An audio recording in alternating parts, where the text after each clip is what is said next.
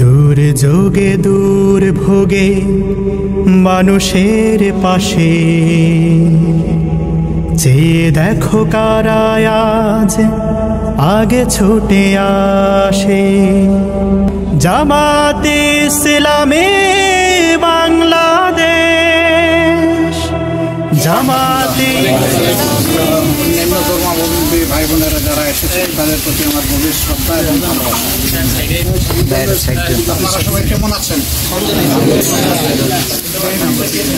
আল্লাহ তাআলা যে আলোকেই রাখেন তার ইচ্ছা, আর আল্লাহর ইচ্ছার উপর সন্তুষ্ট থাকলে আল্লাহ খুশি হন।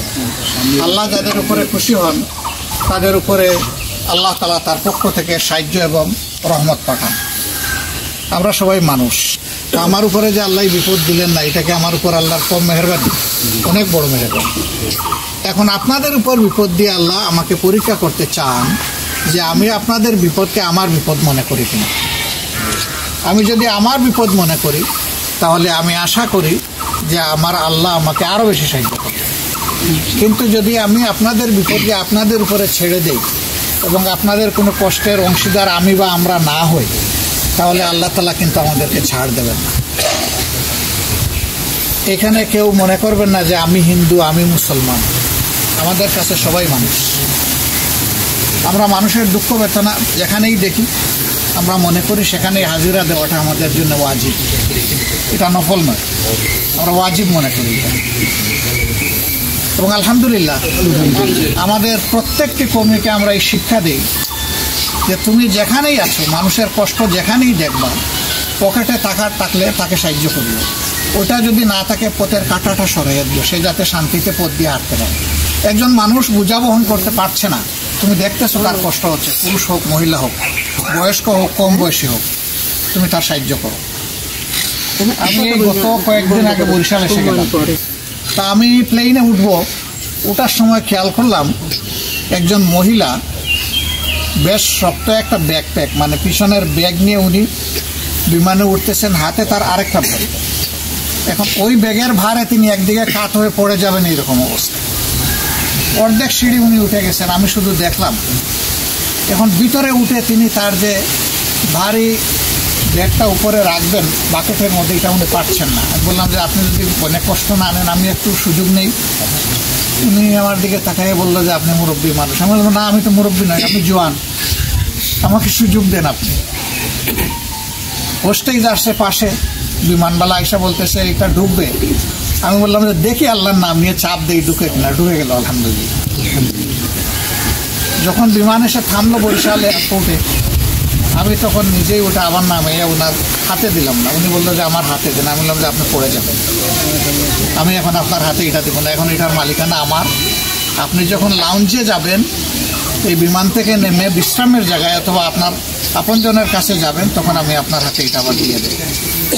বের হয়ে আসলাম বিমান থেকে, নামার পরে উনি বলতেছেন এখন আমার হাতে দেন। আমি বললাম না, এখনও আপনি নেওয়ার সময় আপনার আসেনি। তো উনি আমার দিকে ফেলফেল করে তাকাইতেছে। তখন সঙ্গে আর একজন ছিলেন, তিনি আমার পরিচয় দিয়ে বললেন যে ইনি অমুক।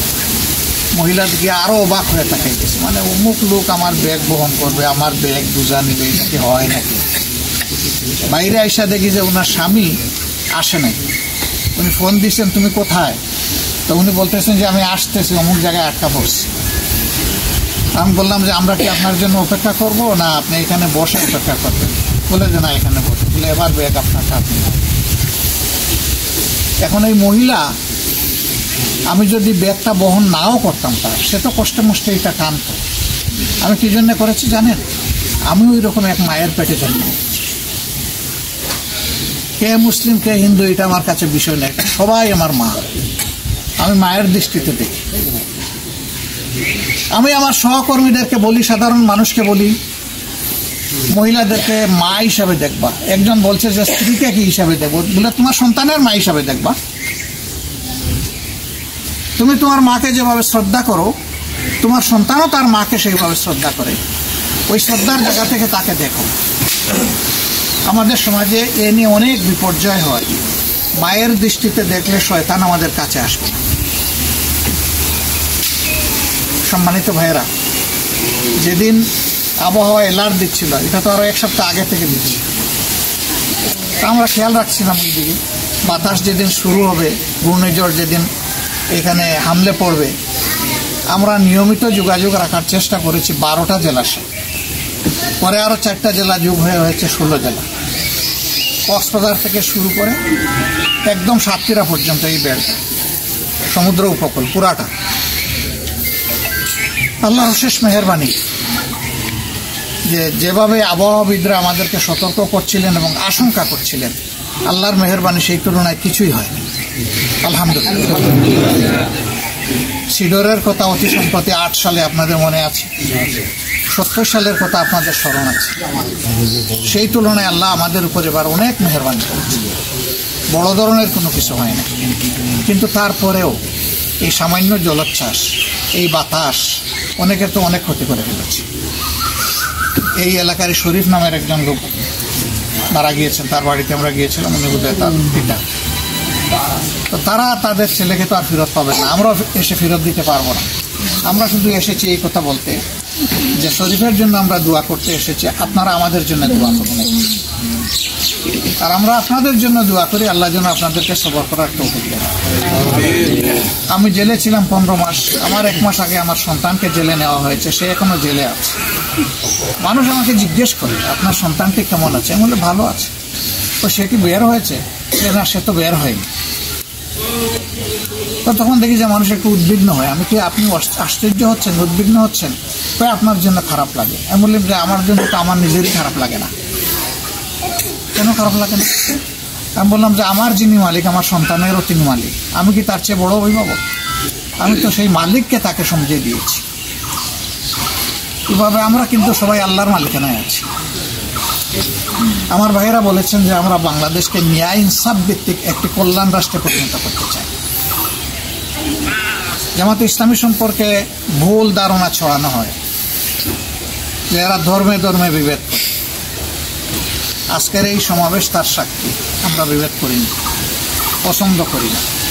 সিডরের সময় 7 দিনের জন্য আমি এসেছিলাম এই অঞ্চলে কাজ করতে। একটা জায়গায় গিয়ে দেখি যে একটা তালিকা করা হয়েছে 274 জন। আমি জায়গার নাম বলবো না, লোকেরা লজ্জা পাবে। আপনাদের এলাকায় বৃহত্তর বরিশালের ভিতরে আমি দেখলাম যে এখানে সকল মুসলমানের নাম। আমি জিজ্ঞেস করলাম এই এলাকায় কোনো হিন্দু মানুষ বসবাস করে না, খ্রিস্টান বসবাস করে না, বৌদ্ধ করে না? বললো যে এখানে বৌদ্ধ এবং খ্রিস্টান এই এলাকায় বসবাস করে না, কিন্তু হিন্দু আছে। বললাম তো এবারকার পানিটা বোধহয় ওদের মাথার উপর দিয়ে লাফ দিয়ে চলে গেছে, ওদের গায়ে লাগে নাই, ওদের কোনো ক্ষতি করে নাই। হয় না, ক্ষতি করছে। তাইলে এই তালিকায় নাম নেই কেন ওদের? এখানে একজন মানুষ, সে যদি ইহুদি হয়, হিন্দু হয়, মুসলমান হয়, বৌদ্ধ হয়, খ্রিস্টান হয়, সে যাই হোক, সে মানুষ। যে সবচেয়ে বেশি ক্ষতিগ্রস্ত তার নামটা থাকবে 1 নম্বর। এরপরের ক্ষতিগ্রস্ত লোকটার নাম 2 নম্বরে আসবে। আমি বললাম যে সরি, আমি জোড় হাতে মাপ চাই, আমরা সামান্য জিনিস নিয়ে এসেছিলাম, আজকে এগুলো দিব না। আপনারা তালিকা সঠিক করুন, সঠিক তালিকা করে আমরা কালকে আবার আসবো আপনাদেরকে দেখে। তো লোকেরা তো একটু হইচই শুরু করেছে, কষ্ট করে এসেছে। আমরা যখন গিয়েছি হয়তো আরো 1 ঘন্টা 2 ঘন্টা আগে এসে বসে। আমি তাদের কাছে মাপ চাইলাম, ভুলটা আমাদের ভুলের জন্য আমি সবার কাছে মাপ চাই। আল্লাহ বাঁচাইয়া রাখলে আগামী দিন আপনাদের সাথে আবার দেখা হবে, কষ্ট করে আসবেন। আর যারা আসতে পারবেন না তাদের ঘরে আমরা পৌঁছে যাবো ইনশাআল্লাহ, আপনাদের হক। মানুষ মোটামুটি একটু শান্তি পাইল। পরের দিন আমরা গেলাম, দেখি যে এবার তালিকাটা ঠিক হয়েছে। এবার মানুষের তালিকা হয়েছে, কোনো ধর্মের তালিকা হয়নি। আমরা করতেই পারি, কিন্তু আমরা সবসময় এই ব্যাপারে সজাগ যে ইনসাফে যেন কোনো ব্যতিক্রম না হয়। আল্লাহ খাওয়ানোর সময় আমার এই বোনদেরকে খাওয়ায় না, শুধু আমাদেরকে খাওয়ায় না, সবাইকে রিজেক্ট দেয়। তো আমি কে তাদের রিজেক্ট বন্ধ করা? আমি কে এই তালিকা থেকে তাদের বাদ দেওয়া? আমরা এইভাবে একটি দরদি সমাজ চাই, যেই সমাজ প্রত্যেকটা মানুষকে মানুষ হিসাবে সম্মান করে। আর এই দিন যখন আমরা সামনে দেখব, সেদিনই সত্যিকার অর্থে একটা কল্যাণ রাষ্ট্র। এই কল্যাণ রাষ্ট্রের জন্য জাতি, ধর্ম, দল, মত নির্বিশেষে আমরা আপনাদের সহযোগিতা চাই। আমি আজকে সরকারের বিরুদ্ধে কথা বলতে আসিনি, এটা আমার দায়িত্ব না। তবে আশা করব সরকারের দায়িত্ব আছে, সরকার যেভাবে নির্বাচিত হোক দায়িত্ব আছে, সরকার যেন তার দায়িত্বটা বিপন্ন মানুষের জন্য পালন করে। আমরা একটা দল, আমাদের কর্মীরা, আপনারা শুভাকাঙ্ক্ষীরা অল্প অল্প আমাদেরকে প্রতি মাসে সবাই সাহায্য করে, তাদের পকেট থেকে, তাদের কষ্টের রুজি থেকে। আমরা এগুলা দিয়ে আমাদের দলীয় কাজের পাশাপাশি মানুষের কষ্ট, দুঃখ, দুর্দশা যেখানে আমরা দেখি, চেষ্টা করি আমরা হাজির হয়ে যাব। আজকে এইভাবেই এসেছি। যে সন্তানটা আমার এই ভাইয়ের ইন্তেকাল করেছে, আমরা দোয়া করি আল্লাহ তাআলা তাকে শহীদ হিসাবে করুন, ক্ষমা করুন, তার কবরকে আল্লাহ প্রশস্ত করুন, তার কবরের উপরে আল্লাহ রহমত নাজিল করুন, তাকে আল্লাহ তাআলা জান্নাতি মেহমান হিসেবে কবুল করুন, তাকে আল্লাহ তাআলা জান্নাতের নাজ নিয়ামত দান, এবং তার আপনজন, মাতা পিতা, তার স্ত্রী, তার ছোট্ট একটা বাচ্চা, আমার খুব খারাপ লাগতো, 2-2.5 বছর হবে বয়স, সে তো এতিম হয়ে গেল, সে আর বাবা ডাকবে না, সেই পর্যায়ে ফলে পড়ে গেছে। আমি এই ভদ্রলোককে অনুরোধ করেছি যে এই মেয়েটাকে এবং এই শিশুটাকে এমনভাবে মায়া করবেন যেন সকল দুঃখ তারা ভুলে যায়। আল্লাহ আপনাদেরকে তাওফিক দান। আমরা সামান্য একটু ভাই হিসাবে আপনাদের কাছে নিয়ে এসেছি। এটা বলতে আমার শরম লাগে, এটা দিয়ে আপনাদের দুঃখ দূর হবে এটা মনে করি না, কিন্তু এটা দিয়ে জাস্ট আপনাদের বিপদে আপনাদের সাথে শরীক। আপনারা যদি খুশি মনে কবুল করেন আমরা কৃতজ্ঞ হব। আমরা দয়া দেখাতে আসিনি, বরঞ্চ দায়িত্ব পালন করতে এসেছি। এতে দায়িত্ব পালন হয় কিনা আল্লাহকে ভয় করছি। যদি আল্লাহ ধরে ফেলে যে তোমরা আরো একটু বেশি দিতে পারতা কিনা, তবে আমরা আমাদের সামর্থ্যের সর্বোচ্চ বিবেচনায় এই কাজটা শুরু করেছি, এবং আমরা চাই যে সমস্ত বিপন্ন মানুষের কাছে কোনো না কোনোভাবে আমরা পৌঁছে যাই। আমরা সরকার নই, কিন্তু আমরা দায়িত্বমুক্ত নই। আমরা মানুষ, এই সমাজ আমরা বদলাতে চাই, একটি কল্যাণধর্মী রাষ্ট্র কায়েম করতে চাই। সেই রাষ্ট্রের স্বরূপ কী হবে আর এই রাষ্ট্রের খাদেমরা কেমন হবে তা এই ময়দানেই ট্রেনিং হওয়া উচিত, এবং এটা হবে মানুষের বিপদের সময়, অন্য কোনো সময় নয়। সুখের সময় ডাক দিলে মানুষের কোনো অভাব হবে না, বিপদের সময় কে আমারে দেখতে আসে এটাই হলো আসল বিষয়। আমরা এটা দাবি করছি না যে আমরা চ্যাম্পিয়ন, কিন্তু আমরা এটা নির্দ্বিধায় বলতে পারি যে এরকম বিপদ আসলে আমাদের অন্তর মানুষের জন্য কাঁদে, যে আল্লাহ তুমি একটু তৌফিক দাও না, মানুষের জন্য একটা কিছু করি। আপনারা দোয়া করবেন আমরা যেন মানুষের কল্যাণে নিজেদেরকে উজাড় করে দিতে পারি। এই এলাকার জন্য দোয়া করি, আল্লাহ এই এলাকার পর্বত এবং রহমত নাজিল করুন। আপনারা মূল্যবান সময় এখানে এসে দিয়েছেন, আমরা কৃতজ্ঞ।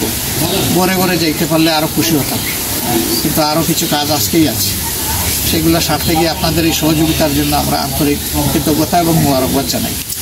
আপনাদের জন্য আমাদের বগুড়া দোয়া থাকুক, আমাদের জন্য আপনারা দোয়া করুন। আমরা যে একটা কল্যাণ রাষ্ট্রের স্বপ্ন দেখি, যেই রাষ্ট্রে মানুষে মানুষে কোনো হিংসা এবং ভেদাভেদ থাকবে না, সেই রাষ্ট্র কায়েমে আপনাদের আমরা কলিজার ভিতর থেকে, অন্তর থেকে আপনাদের সহযোগিতা আমরা কামনা করি। আপনারা আশা করি আমাদেরকে সহযোগিতা করবেন ইনশাআল্লাহ। সবাইকে ধন্যবাদ। আসসালামু আলাইকুম ওয়া রাহমাতুল্লাহ। মাজলুম অসহায় মানবতার ডাকে, মাজলুম অসহায় মানবতার ডাকে, সবার আগে দেখো তাদের পাবে। জামাতের কর্মীরা সারা পৃথিবীতে কালেমার দাওয়াত দিয়ে যাবে।